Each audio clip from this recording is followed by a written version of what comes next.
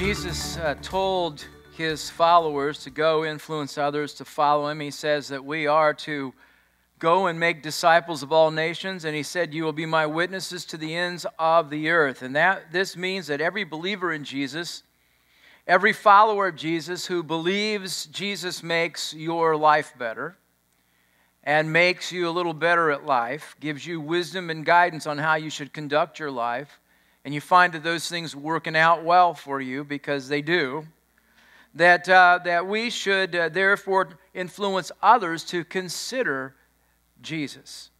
It is a believer's purpose to lead someone to this better way of life. So everyone who claims faith in Jesus and claims to be a follower of Jesus should desire and want to positively influence as many other people as we can in our lifetime to meet him and follow him. In fact, as a believer, the manner in which you influence people is equal to your witness. The manner in which you influence people is equal to your witness. And if you think you don't have influence on someone else, we've been telling you the last few weeks a very interesting discovery that sociologists have made, and that is the most introverted people of us all. Whoever you know that's the quietest, the most introverted person will influence 10,000 people in their lifetime. That's a huge thumbprint on the world. So we've been strolling through some of the events in Jesus' life as we've learned from him how we might better influence someone else to follow him. And what we've learned thus far is simply this, that Jesus knew them. He took time to get to know people. Jesus also accepted people that were rejected and even thrown away or thrown out of the synagogue, like the blind man that he healed. Jesus went and accepted them and brought them in. That we found out that Jesus was considerate of others. In his dialogue between Mary and Martha at the death of Lazarus, their brother, Jesus listened to what they said and only walked through the doors that opened up to him, and didn't try to force other doors open, but actually wept and grieved and felt in empathy and felt with them and felt the same hurt they felt when it come to the loss of Lazarus. And then last week we talked about the humble service of Jesus washing the feet of his disciples, even washing the feet of the one who would betray him, and how much of an impact it made in their life, how it made them uncomfortable, and how that makes us uncomfortable often when we're called to do that which we really don't want to do, and that is to put others before ourselves. In all these ways, Jesus influenced people. Well, when I came to today's message, I printed it. I always usually give my series in advance to Chad, and he prints them in the monthly bulletin. And if you remember, which I'm sure you don't, but I'm just going to help remind you anyway, in there, today was supposed to be on truth. And as I started, I'm a couple of weeks ahead. I try to do that to stay ahead because it helps me in working through things. And as I was working through this particular message, I started out to go that way on truth. Suddenly it hit me that unless you have integrity, truth really doesn't matter. If I tell you a truth, but my life doesn't equal what I profess, you're going to completely ignore what I'm saying. It will have no bearing on your life. It will have no impact. It will be impotent. Truth will be impotent because I lack integrity. And so this whole thing shifted. In fact, I come to this understand this statement. Integrity is huge in terms of influence. In fact, as I suggested, without integrity, the purveyor of truth makes truth benign and impotent. So I changed courses, and I decided I'm going to put the horse before the cart. And it works better that way. Now, the definition of integrity may surprise you a little bit. Integrity is defined as the state of being complete and unified. In other words, whole. It means that there's no divisions, there's no compartmentalization. It means that our words match our deeds. The brother of Jesus, James, pointed that out in his letter. He says this: faith by itself, if it is not accompanied by action, is dead. In other words, you can say you believe in something, but if you don't live it out, if you don't practice it, if you're not practicing what you preach, then your faith's dead. It has no bearing, has no use. So in essence, a person of integrity is someone who is what they are regardless of where they are, and a person of faith in Jesus lives the faith as much as he or she speaks the faith. So people of integrity are whole people. They can be identified by their single-mindedness. So integrity is not what we do, and it's not what we say, as much as it is who we are. And who we are determines what we do and what we say. So integrity does a couple of things. Integrity brings a couple of benefits. First, it helps a person in life and with life. You see, every one of us faces conflicting desires. We may have values that we hold to, things that we believe in, decisions about what we know we should do. But at times, shortcuts, and passions, and feelings, a myriad of things can catch our eye and cause conflict within us to do something other than what we know we should do. Integrity is the factor that determines which one will prevail. We struggle every day with what we want to do versus what we know we ought to do. And integrity, if you're a person of integrity, you hold the line. Integrity establishes the ground rules for resolving that tension. Now, outside of what others might see and think, what does integrity do for us? What does having the will to do what we ought to do for us? Well, conflict can breed despair.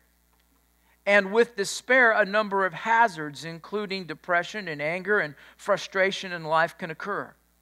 You see, conflict divides us internally. It's a conflict within our conscience that can cause us to do what we want rather than what we ought to do. And when we do what we want to do and we don't do what we ought to do, does this sound familiar? Then we end up embracing regret. Or what the Apostle Paul found so true in his life. That which I know I should do, I don't do, and that which I know I shouldn't do, that's what I do. Oh, who will rescue me from this body of death? Who will rescue me from the regrets of my life? Who will rescue me from this tension of what I know I should do, and yet I don't do what I should do. I do what I want to do. And so integrity, when we're a person of integrity, when we're a person that's whole, and we're going to find out the secret to what Paul found, and we're going to find out what the secret to what Jesus told his disciples to do at the end of this. So hang on, I'm going to get there. But ultimately, when we are unified, when we are a person of integrity and we align, our values align up. In other words, we are a person who lives out their values, and they act out their values, and they speak out their values. And what we find is that we're a whole person, and that brings about a sense of contentment. It goes back many series ago when I talked about how to be happy. And we found out that happy people are people that have peace with God, peace with others, and peace with themselves. And so being a person of integrity brings peace with yourself. Because in the tension and the conflict of doing what I want to do versus what I ought to do, what I ought to do wins out. What I ought to do wins out. Now, Jesus, believe it or not, talked about this. Now, he didn't come out and say, he didn't preach a sermon called, the Sermon of Integrity. He preached the Sermon on the Mount that we have, and in it, he speaks about this kind of thing. For example, he says, "You've heard that it was said to the people long ago, 'You shall not murder, and anyone who murders will be subject to judgment.' But I tell you that anyone who is angry with a brother or a sister will be subject to judgment. Again, anyone who says to a brother or a sister, 'Raca,' is answerable to the court, and anyone who says, 'You fool,' will be in danger of the fire of hell." So what does he say? Don't be divided. If you hold a grudge or deep resentment or anger against someone, that is the same spirit and attitude of those who've acted it out. In other words, the very same fire in your gut that makes you angry, that makes you say "Raca," that holds that grudge, that makes you say to that person, "You fool," is the very same fire that others have acted on that's killed somebody, that's murdered somebody. In another part of the message, Jesus says, "You've heard that it was said, 'You shall not commit adultery,' but I tell you that anyone who looks at a woman lustfully has already committed adultery with her in his heart." Again, the divided person. Just because a person hasn't acted on it does not mean that in their heart that they have not already done the deed. Be whole, he says. Be respectful, he says. Be honorable to others in your view of them. Integrity. The truth is that you cannot be divided in your mind and your spirit very long concerning the tension of conflict with your values before what you ought to do is overcome by what you want to do. The more you play in that arena, the more you play in that playground, pretty soon you're going to get on the swing. And you're going to swing. Then you are truly compromised. And at such a point, we enter into the loss of our integrity and we embrace regret. So keeping our integrity, that is being complete and unified, matching our values with our thoughts and actions, being whole, brings to us contentment. Now, I'm going to address how we do that, I said, in just a little bit. But first, let's look at another benefit. Not only does integrity benefit you and me, because being a person of integrity, holding to our values, being whole in our single-minded in our thinking, what that does for us is, one, it brings about peace within ourselves, and secondly, it helps us avoid regret. Helps us avoid regret. But another thing that this does is it helps us with our influence. One of the most common criticisms of Christianity is that Christians are hypocrites. By this it means that what we say we believe and practice we don't. Now, before we get defensive, many of those who give such a criticism were once on the inside. In other words, they attended churches at one time. And I'm just going to be really, really transparent with you. I can remember my view of the church when I first came into the church. Because remember, I didn't come into the church until much later.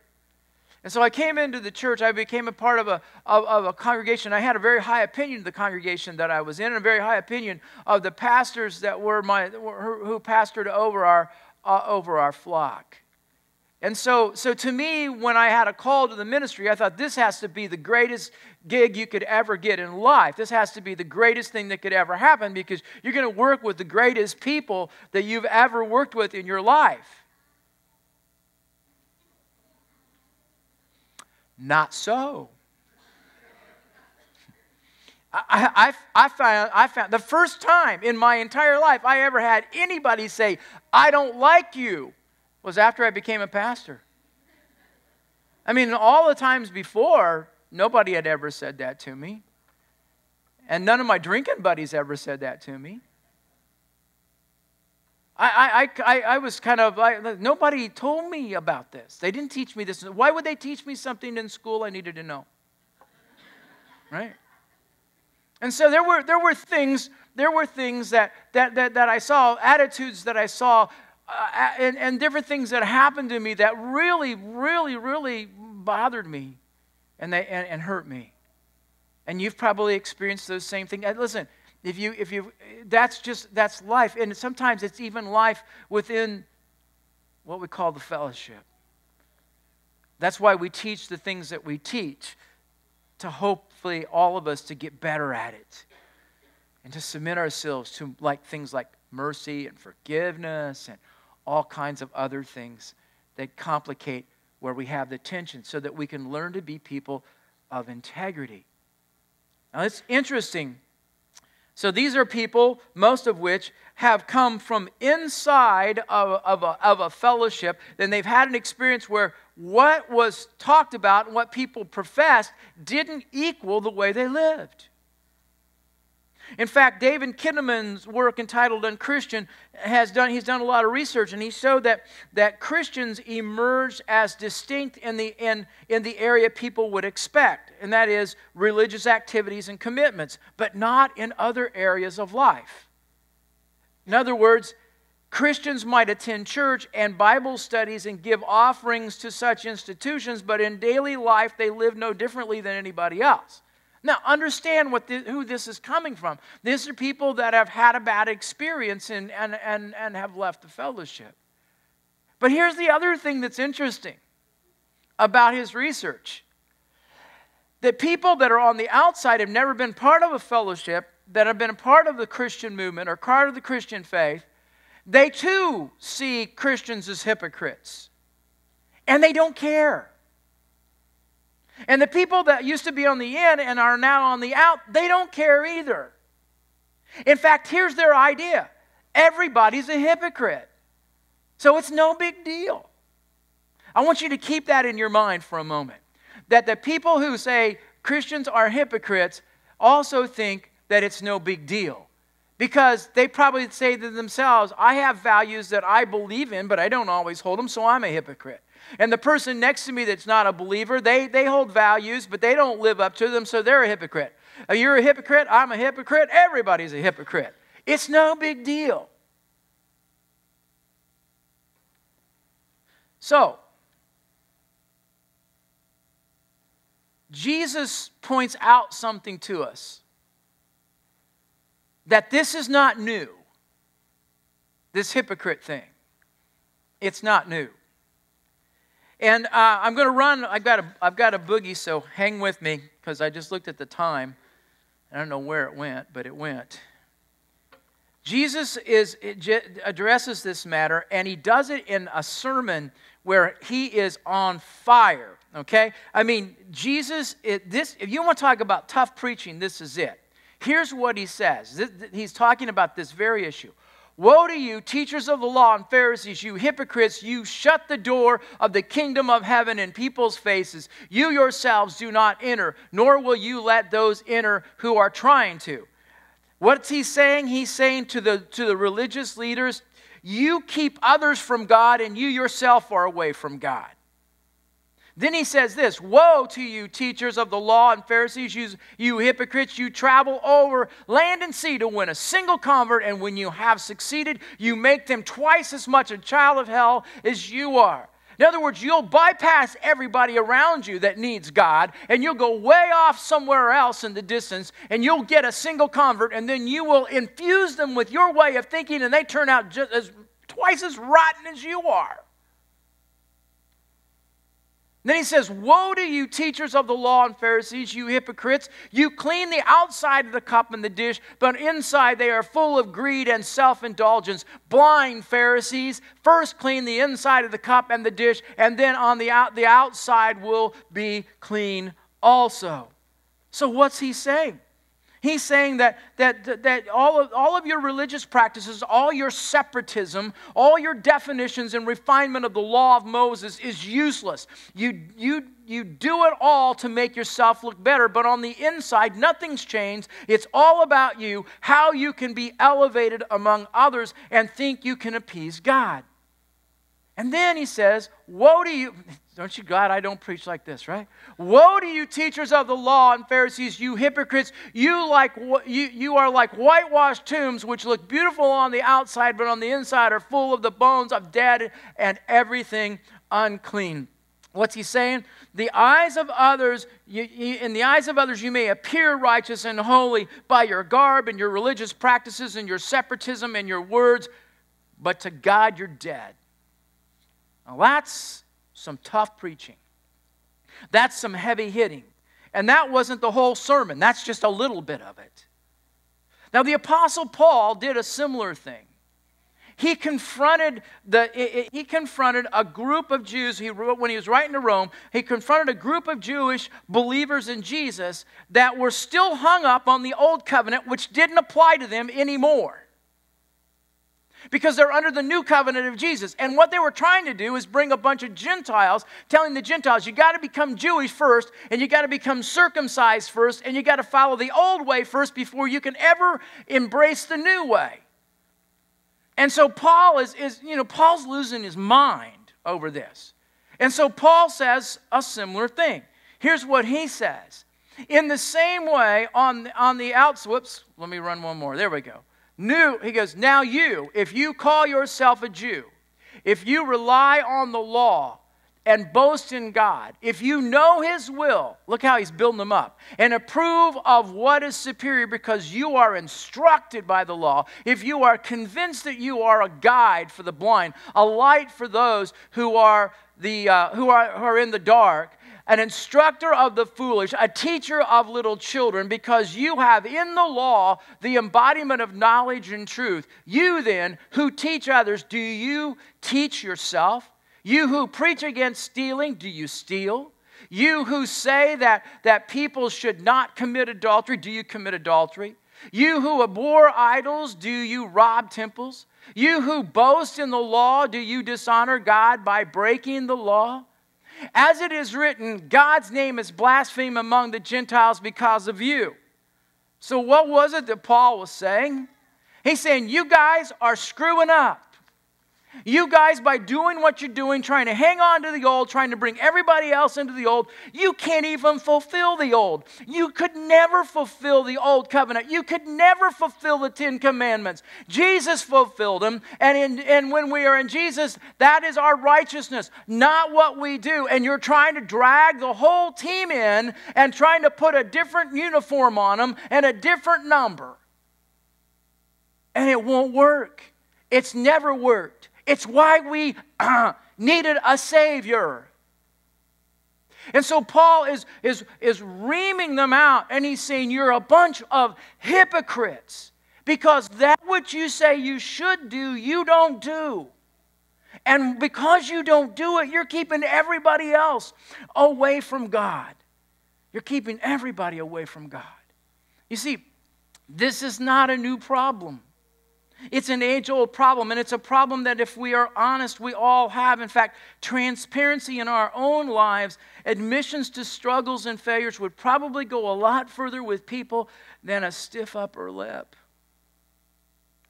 Years ago, I can remember an elder in the church, an older pastor, when I was just starting out, came to me. He says, Dan, never ever admit before your people that you mess up, because they look at you as perfect, and you need to keep that image. And I'm sitting there thinking, I'm toast. I mean, you can't be with Dan McDowell more than 5 minutes and know that I mess up. I mean, it's part of my DNA, all right? And I got some really good news. So do you. See, we're all in this together, and if we just be honest, with our struggles to one another, but also how it is that we can help each other, and how Jesus helps us as well. How much of a difference it would make. So let me get to this. Remember what I said just a few moments ago? That they expected everybody to be hypocritical. So what would happen if we, as followers of Jesus, were single-minded? That our words and our actions lined up with our values. What if we were people of integrity and authenticity?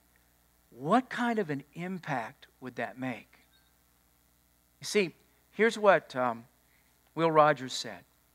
Will Rogers said this: people's minds are changed through observation and not argument.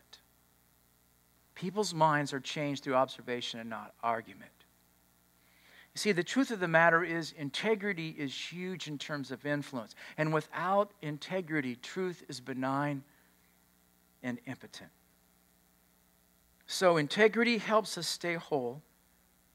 It helps us to stay content in life, not divided in values and beliefs and actions and attitudes. And integrity also influences others because most people today don't expect it. They don't expect it. So how can we be people of integrity? How can we be people of influence? Well, Jesus shared the secret. This is what he says. But you will receive power when the Holy Spirit comes on you, and you will be my witnesses.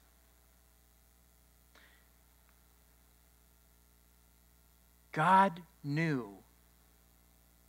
that we needed him, because without him, we can never, ever stay true to our values, because what we want and what we ought to do, when they come into conflict, what we want will always win out over what we ought to do. But the power of God in our life through the Holy Spirit helps us to have what we ought to do win out over what we want to do. And let me give you an example. Jesus is in the Garden of Gethsemane, facing the cross and death, taking on your sin and mine. And he's praying a want versus ought to prayer. Father, if it would be your will, could you let this cup pass from me? That's what I want. Yet, not my will, but your will be done. That's what I ought to do.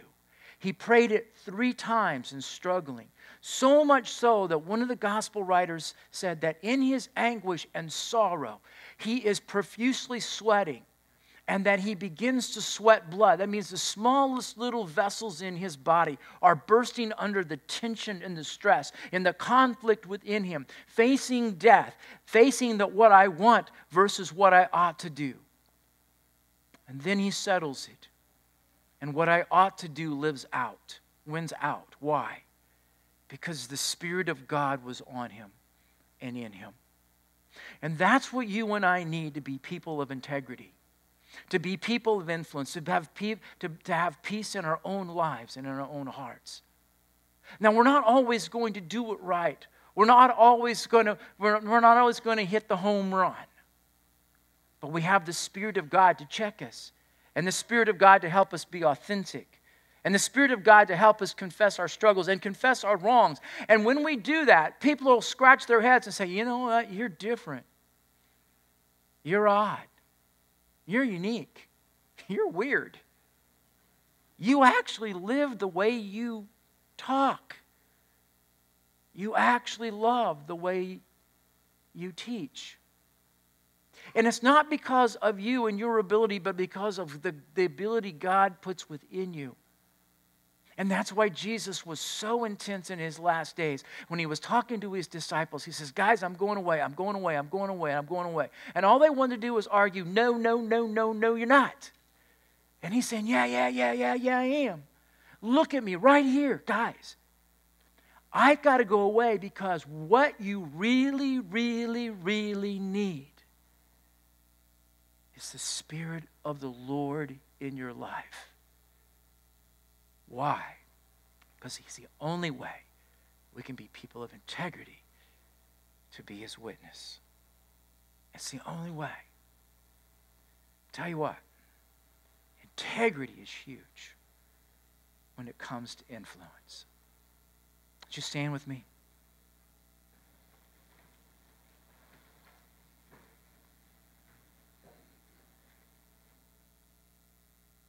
No one looking around, your eyes closed. That means really, truly close your eyes. Don't peek out of the corner to see if your neighbor does.